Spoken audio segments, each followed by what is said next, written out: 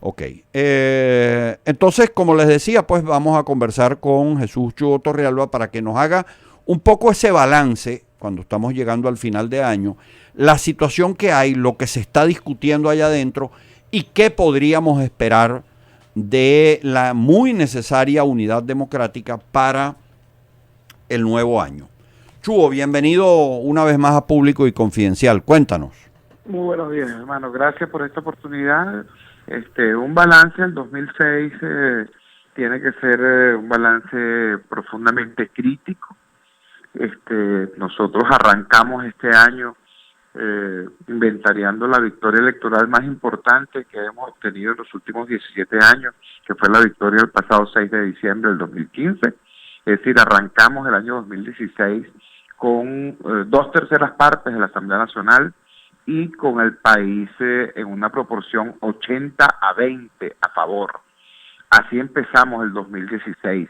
Terminamos el 2016 con un escenario de crisis económica agravada, de crisis social agravada y una situación política en la cual el gobierno prácticamente ha sitiado al campo democrático. Veníamos de una situación de cerco democrático donde la sociedad democrática había logrado cercar al gobierno y estamos terminando el 2016 con el régimen utilizando como una mandarria el Tribunal Supremo de Justicia, enfrentando y obstaculizando la labor de la Asamblea Nacional y cerrando la vía electoral al secuestro del referendo revocatorio. Entonces, ese es el escenario, y frente a ese escenario, yo creo que nosotros tenemos que hacer dos operaciones. En primer lugar, comparar el 2015 con el 2016. Nosotros en el 2015, con una dirección colectiva, con una estrategia única y con propósitos comunes, logramos enfrentar todos los obstáculos que el gobierno nos puso. Logramos sobrellevar el hecho de que nos ilegalizaron partidos, nos secuestraron partidos, nos pusieron presos dirigentes fundamentales, nos cambiaron las reglas del juego en diversas ocasiones, y bueno, todo lo que nos inventaron, tarjetas fantasmas, nos hicieron de todo. Y sin embargo, nosotros frente a cada obstáculo nos reorganizamos, avanzamos y terminamos ganando. Eso lo hicimos en el 2015 y éramos exactamente la misma oposición. No me estoy comparando con los políticos noruegos, no me estoy comparando con los políticos japoneses, éramos exactamente lo mismo. Ni siquiera me estoy comparando con otros periodos de la oposición democrática, cuando esto estaba siendo, digamos, coordinado por Enrique Mendoza o más recientemente por el doctor Ramón Guillermo Aveledo. No, éramos nosotros mismos, las mismas organizaciones y los mismos individuos.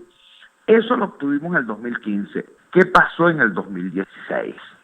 Yo creo que nosotros tenemos que de manera muy crítica ver cómo en el año 2016, ante la inminencia, lo que algunos entendieron como la inminencia de un posible cambio de gobierno, se alborotaron las agendas particulares. Entonces dejamos de tener una dirección colectiva, dejamos de tener unidad de propósito, y a lo largo de todo el año lo que se pudo ver fueron un conjunto de iniciativas que a veces eran incluso contradictorias unas con otras. Eso fue lo que asignó buena parte del año 2016 hasta que llegamos a esta situación en la que estamos hoy, a finales de diciembre, enfrentando una muy severa crisis económica y con las salidas electorales cegadas. Entonces, exactamente, Chuo, pero llegas al punto, ¿verdad? La Unidad Democrática logró, como tú dices, ese triunfo de finales de 2015, que alguna vez, no sé si tú mismo lo definiste, o sea, se le ganó al gobierno, se le ganó al PSUV, se le ganó al CNE, se le ganó al TSJ y a todas las trampas habidas y por haber, a la corrupción, al dinero puesto, etcétera. A todo eso se le pudo ganar. Unidad de propósito, un ejemplo muy bueno de planchas verdaderamente unidas, etcétera, etcétera. Ok, pero ahora pareciera que el gobierno ha ido precisamente por eso cerrando los caminos electorales. Claro, no es que quedaron formalmente clausurados, porque tendría que declararse una dictadura abierta. Entonces lo hace con subterfugio, pero ha cerrado los caminos electorales, tanto el RR como, por ejemplo, las elecciones de gobernadores. Entonces, la unidad debería tener la misma capacidad para luchar en circunstancias que no son electorales. Ese es uno de los problemas que tenemos. Mira, ese es el segundo problema, porque en primer lugar no escurriendo el bulto a la primera pregunta que tú me haces, que es el balance del 2016. El balance del 2016 es crítico, tiene que ser crítico y autocrítico, porque, repito, nosotros arrancamos el año en condiciones inmejorables y estamos terminando el año en una situación de bloqueo. Entonces, lo honesto es que una dirección política diga, bueno, ¿qué fue lo que pasó? Yo lo voy a decir con una expresión del poeta uruguayo Mario Benedetti. Benedetti decía, la única cosa peor que un fracaso es un éxito malgastado. Bueno, nosotros arrancamos el 2016 inventariando un éxito. ¿Qué hicimos con ese éxito a lo largo del año? Parece que no lo utilizamos de la manera más eficiente posible, parece que no aceramos la dirección colectiva, parece que no profundizamos la unidad de propósito, y estamos terminando el 2016 en esta situación. Para colmo, entonces está ocurriendo esto que estás planteando tú. Cambia el escenario. Nuestra estrategia sigue siendo la misma, pacífica, electoral, constitucional y democrática, pero cambia el escenario porque las salidas electorales están cegadas. Entonces, la unidad democrática, que hasta ahora ha sido básicamente una alianza electoral, tiene que redefinirse, tiene que reestructurarse, tiene que relanzarse para ser útil al país en una condición donde ya no hay salida electoral en el horizonte, al menos no está clara en el horizonte, donde hay que empezar por luchar para recuperar el derecho al voto en el marco de una situación económica brutal, bueno, como lo han vivido precisamente allá en Bolívar. Para poner un ejemplo, en el año 2004, cuando se intentó aquel referéndum contra el presidente Chávez, había en Venezuela una profunda crisis política, profunda, un tremendo enfrentamiento y una gran polarización, pero la situación del país desde el punto de vista económico y social era otra. Entonces, esa crisis política pudo ser procesada, manejada, digerida con unos tiempos de otra manera. En este momento no. En este momento, para poner el ejemplo concretico de la semana pasada, el señor Maduro Moros lanza el domingo antepasado la medida absurda, suicida, loca, del retiro de 6.111 millones de billetes, de piezas de billetes de 100 del país. Eso generó el día lunes, el día martes, el día miércoles, el día jueves, una situación de extremada tensión y extremado malestar. Mientras eso estaba ocurriendo, mientras ese malestar estaba pasando en las calles, mientras todo Venezuela estaba en colas frente a la agencia de los bancos, estaba la oposición en la Asamblea Nacional discutiendo el abandono del cargo, ¿no? Y estaba el gobierno atrincherado en el TCJ esperando que la Asamblea decidiera unas cosas para ellos sabotearlas del Tribunal Supremo de Justicia. Es decir, mientras la oposición estaba en la AN y el gobierno estaba en el TCJ, el país era una especie de gigantesca mentada de madre que se levantaba desde todas las agencias bancarias hacia Miraflores. Y eso detona el viernes.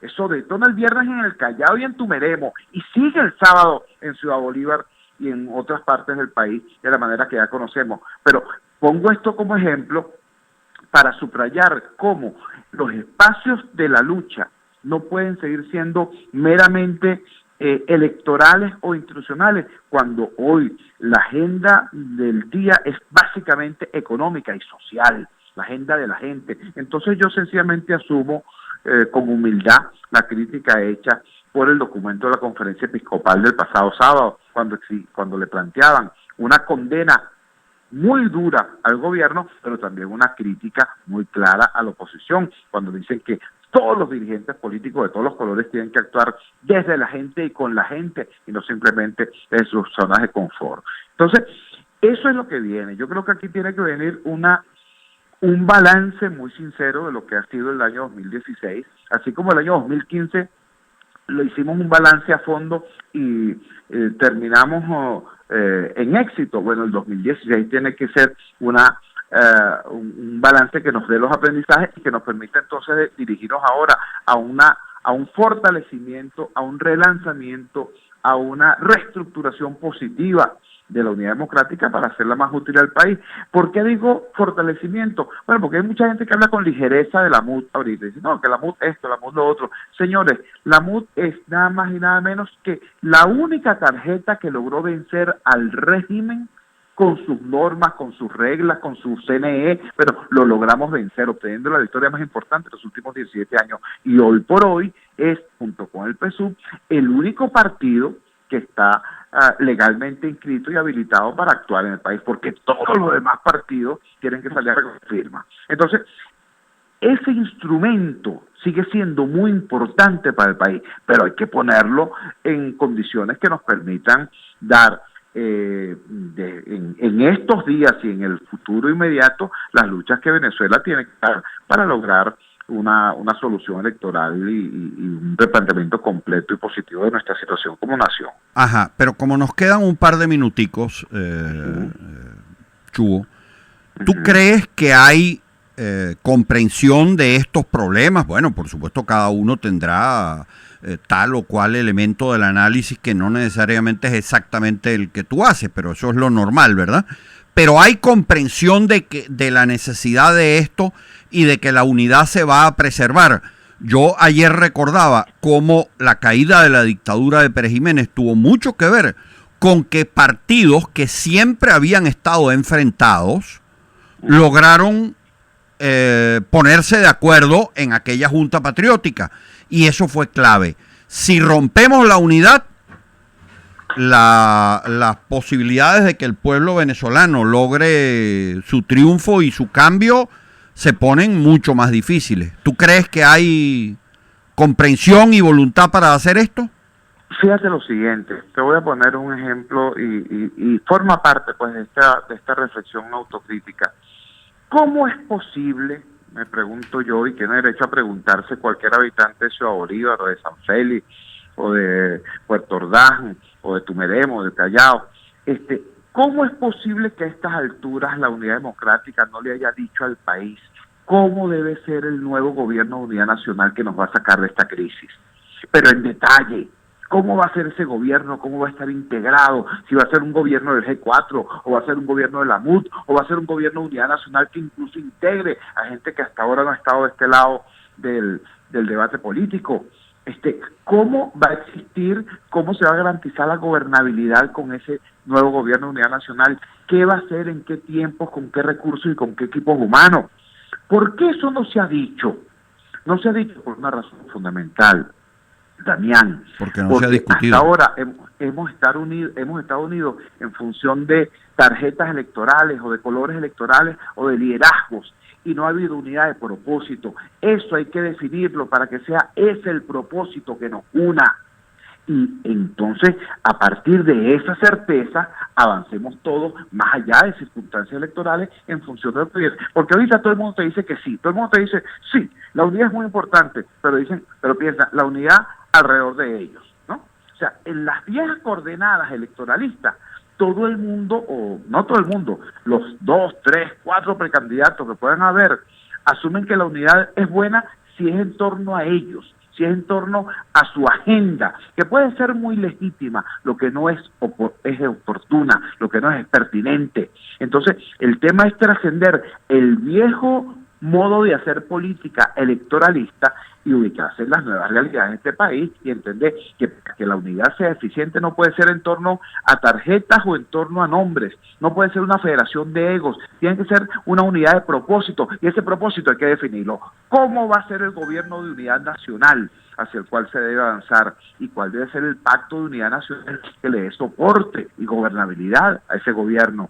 Esas son materias pendientes que tiene la unidad democrática con Venezuela. Si eso hubiera estado definido en enero, en febrero, en marzo, en abril de este año 2016, quizás hubiéramos avanzado este año muchísimo más de lo que estuvo planteado y muchísimo más de lo que efectivamente se logró. Bueno, muy bien. Bueno, Chuo, yo creo que todavía queda sobre esto mucha tela por cortar, que ya lo haremos en los primeros programas del próximo año, donde tú, como siempre, eres un invitado fijo y especial aquí con nosotros. Así que muchas gracias y pa'lante, a seguir luchando. Un gran abrazo, Damián. Un gran abrazo a ti, a Marcos, a todo el equipo y bueno, mi respeto por esa lucha incansable que tienen ustedes por Guayana y por Venezuela. Un abrazo.